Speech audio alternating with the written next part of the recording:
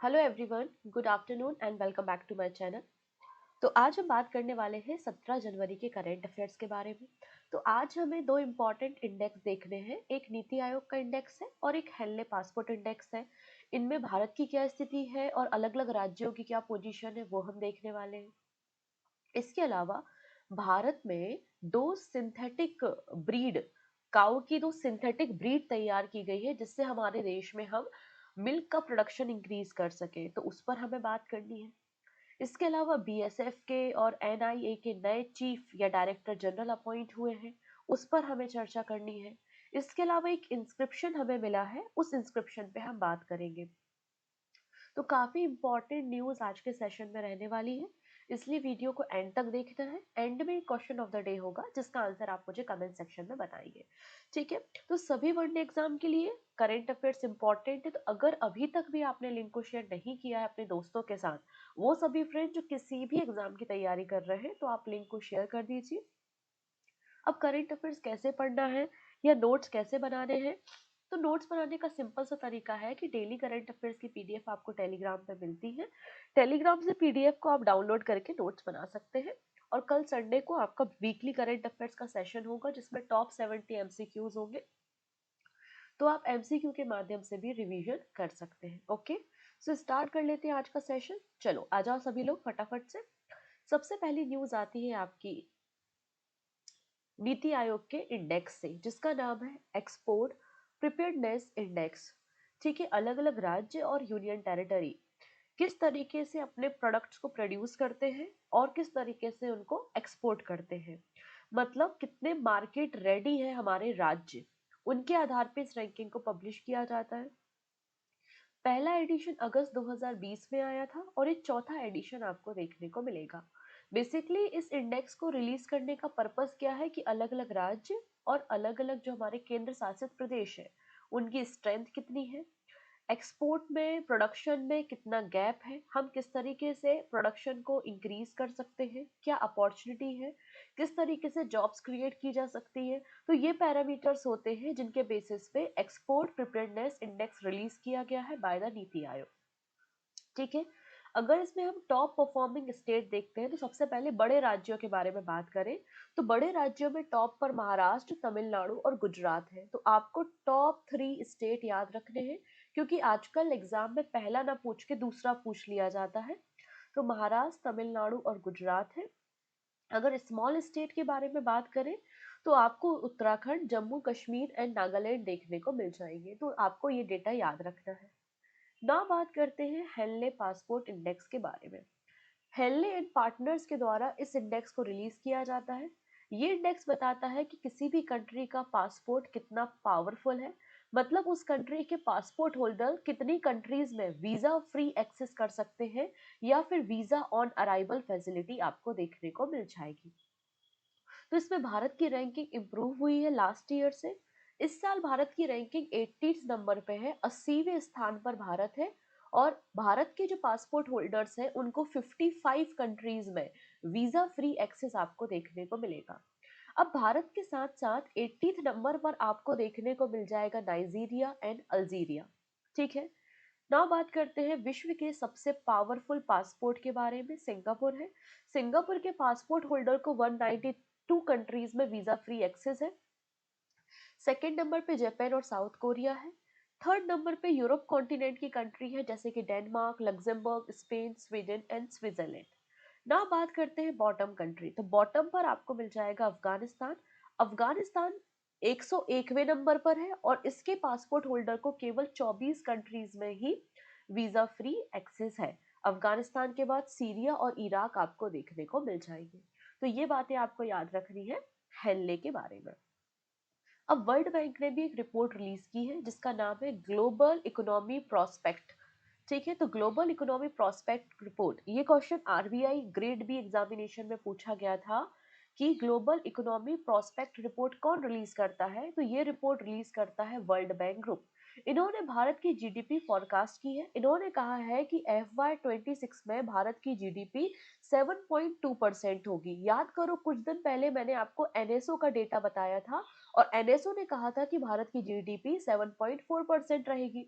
और world bank के accordingly 7.2% रहेगी FY26 में, वहीं FY27 में 6.5% है। अब इन्होंने पूरे ग्लोब की ग्रोथ रेट फॉरकास्ट की है 2.6% कैलेंडर ईयर 2026 के लिए। तो इतना डेटा आपको याद रखना है, एग्जाम में कई बार पूछा गया है। चलो फर्दर डिस्कशन करेंगे हम, लेकिन उसके पहले थोड़ी सी जानकारी देना बहुत जरूरी है कि ठीक है।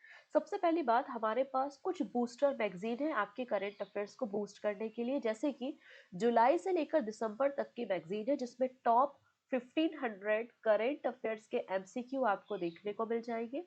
साथ ही साथ आप लोगों के लिए speedy current affairs one liner है, जिसमें जनवरी मंथ से लेकर दिसंबर मंथ तक के वन लाइनर्स देखने को मिलेंगे। प्रिंटेबल फॉर्मेट में 1 साल की वैलिडिटी के साथ ये मैगजीन अवेलेबल है। इसके लिए आपको पूजा जैन क्लासेस एप्लीकेशन विजिट करना पड़ेगा। ठीक है, इतनी चीजें। अगर वीडियो पसंद आ रहा है, करेंट अफेयर समझ में आ रहे हैं, तो जल्दी से एक बार लिंक को शेयर करो और वीडियो को लाइक कर दो। नाउ बात करते हैं, गवर्नमेंट ऑफ इंडिया ने रिसेंटली आईटीबीपी, बीएसएफ और एनआईए के चीफ अपॉइंट किए हैं। सबसे पहले एनआईए के बारे में बात करेंगे, जिसको हम बोलते हैं नेशनल इन्वेस्टिगेशन एजेंसी। जब मुंबई में टेररिस्ट अटैक हुआ था, उसके बाद नेशनल इन्वेस्टिगेशन एजेंसी का फॉर्मेशन हुआ था 2008 में। तो एनआईए के डायरेक्टर जनरल आपको राकेश अग्रवाल देखने को मिल जाएंगे। इनका टेन्योर 31 अगस्त 2028 तक होगा। ठीक है, चलिए ना बात करते हैं बीएसएफ बॉर्डर सिक्योरिटी फोर्स के नए डायरेक्टर जनरल कौन बने हैं। प्रवीण कुमार। प्रवीण कुमार इसके पहले आईटीबीपी के चीफ थे। इनको रिसेंटली डायरेक्टर जनरल बना दिया गया है बॉर्डर सिक्योरिटी फोर्स का। इनका टेन्योर 30 सितंबर 2030 तक रहेगा। बीएसएफ का फॉर्मेशन 1965 में किया गया था। ना बात करते हैं आईटीबीपी के chief, Indo Tibetan border police force. 1962 में जो इंडो चाइना वॉर हुआ था, उसके बाद इसका फॉर्मेशन हुआ है। आईटीबीपी के नए चीफ या डायरेक्टर जनरल कौन बन चुके हैं, इनका नाम है सतुरजीत सिंह कपूर। ठीक है, इनका टेन्योर 31 अक्टूबर 2026 तक रहेगा। तो ये अपॉइंटमेंट डिफेंस से संबंधित है, एग्जाम में पूछी जाती है, इसलिए आपको याद रखना है। चलिए अब बात करते हैं एनवायरनमेंट की फील्ड में दिए जाने वाले नोबेल प्राइज के बारे में। नाम है टेलर प्राइज। तो टेलर प्राइज को हम Nobel Prize of the environment के नाम से भी जानते हैं। इसमें $250,000 प्राइज मनी दी जाती है। ठीक है, इस अवार्ड की शुरुआत 1973 में हुई थी। जॉन एंड एलिस टेलर ने इसकी शुरुआत की थी।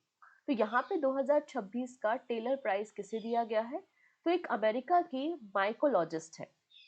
अमेरिका की माइकोलॉजिस्ट आपको देखने को मिलेगी टॉबी केयर। टॉबी केयर ने क्या किया है, टॉबी केयर ने बताया है किस तरीके से प्लांट और फंजाई मतलब फंगस किस तरीके से इंटरेक्ट करते हैं और हमारे एनवायरनमेंट को प्रोटेक्ट करने के लिए इनका इंटरेक्शन कितना ज्यादा जरूरी है। इस पे इन्होंने रिसर्च किया था। ठीक है, इसलिए टॉबी केयर को टेलर प्राइज दिया गया है। अब यहाँ पे मैंने कुछ दिन पहले आपको हमारे देश के एक इकोलॉजिस्ट के बारे में बताया था, अगर आपको याद होगा, माधव गाडगिल, जिनका निधन हो गया है। और माधव गाडगिल ने वेस्टर्न घाट में जो हमारा देश का पहला नीलगिरी बायोस्फीयर रिजर्व है, उसके कंस्ट्रक्शन में मदद की है। तो यहाँ पे माधव गाडगिल को भी 2015 में टेलर प्राइज मिल चुका है, इस बात को भी याद रखना है। ठीक है, चलिए अगला नाम आता है सॉरी,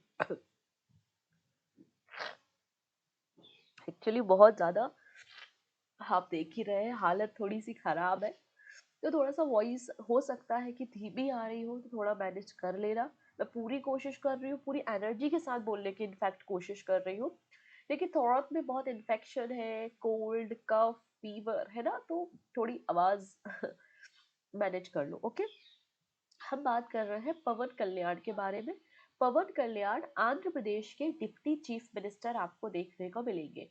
ये पहले इंडियन और पहले Telugu speaking person, first Indian as well as first Telugu speaking person बन चुके हैं, जिन्हें शामिल किया गया है समुराय समुराय केंजुत्सु में।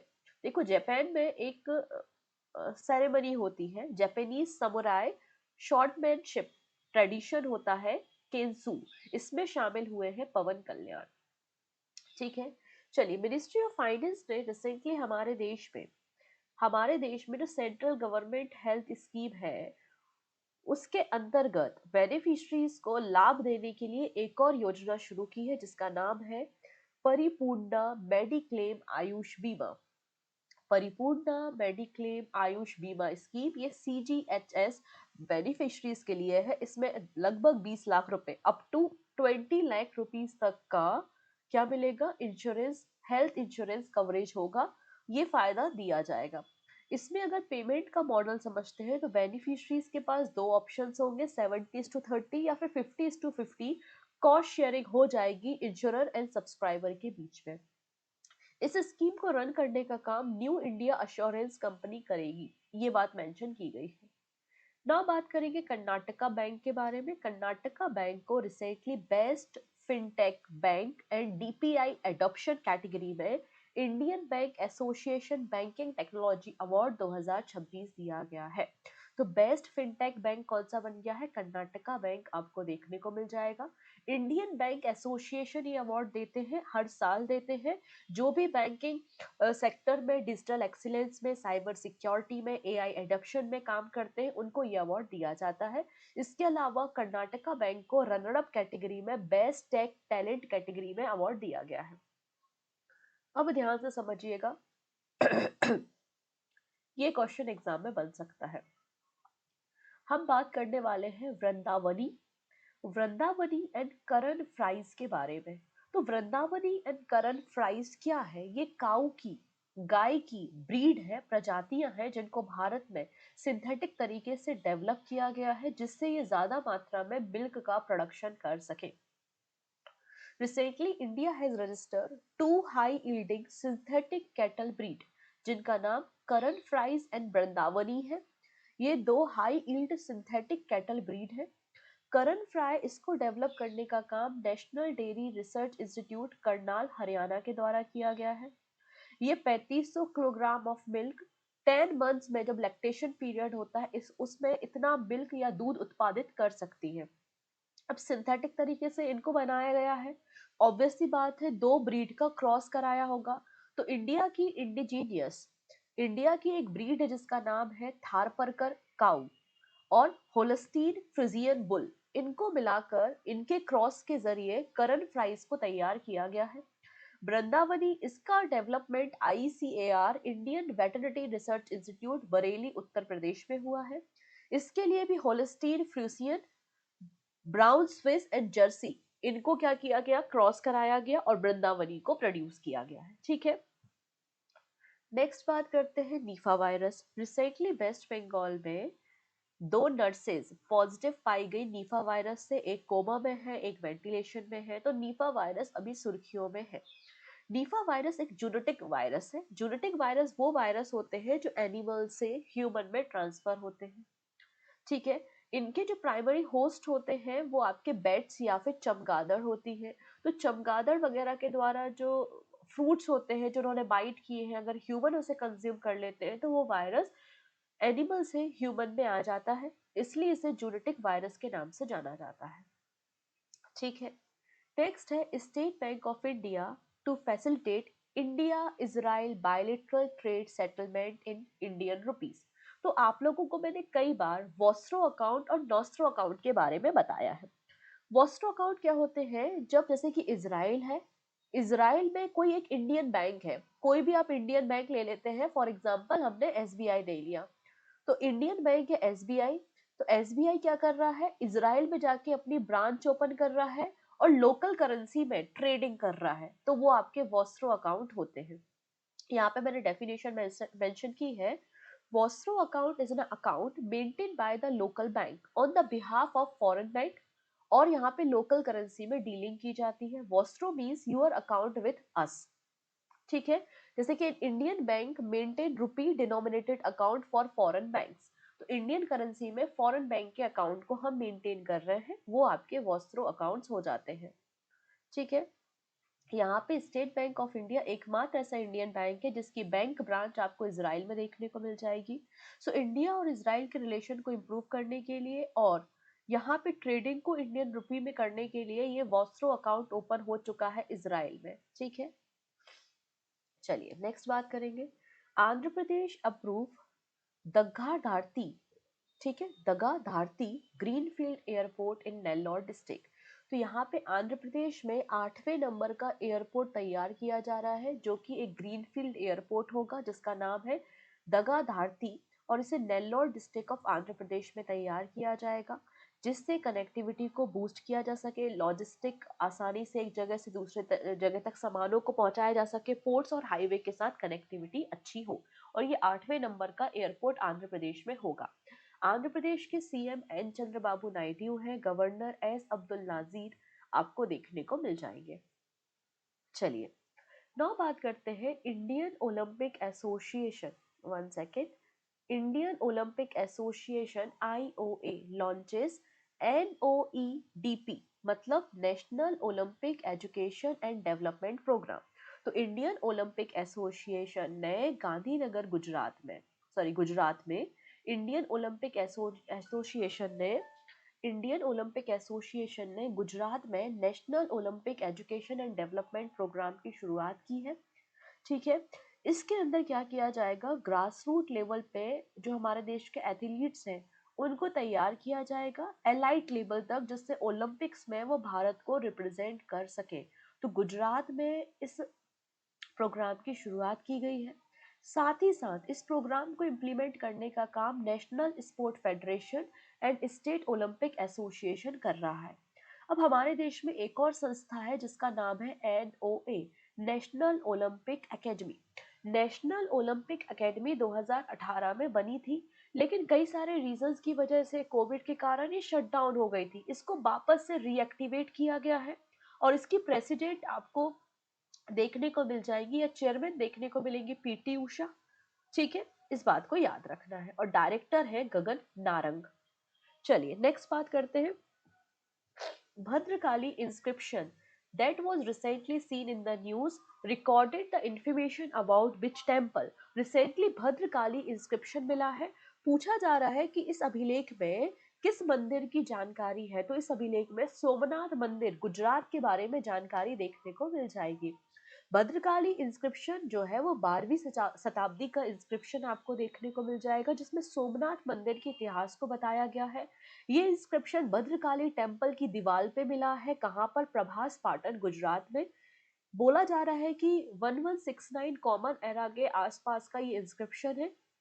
इस इंस्क्रिप्शन में 4 युगों के बारे में बताया है कि कौन कौन से 4 युगों में कब कब सोमनाथ मंदिर का कंस्ट्रक्शन हुआ था। इसमें बताया गया कि सतयुग में इसे गोल्ड से बनाया गया था। ठीक है, गोल्ड इन द सतयुग बाय द चंद्र। सिल्वर से बनाया गया था इन त्रेता युग बाय द रावण। फिर वुड से मतलब लकड़ी से बनाया गया था द्वापर युग में बाय द श्री कृष्ण। और स्टोन से बनाया गया था कली युग में by the king Bhimdev Solanki. ये जानकारी इस मंदिर के इंस्क्रिप्शन से देखने को मिलती है। अंत में एक क्वेश्चन है, which organisation launch the national Olympic education and development programme. जो भी सही आंसर होगा आप मुझे कमेंट सेक्शन में बताएंगे। आज के लिए इतना ही रखते हैं, बाकी सारी बातें नए सभी करेंट अफेयर्स हम आने वाले सेशन में देखेंगे। So thank you so much, take care and bye bye.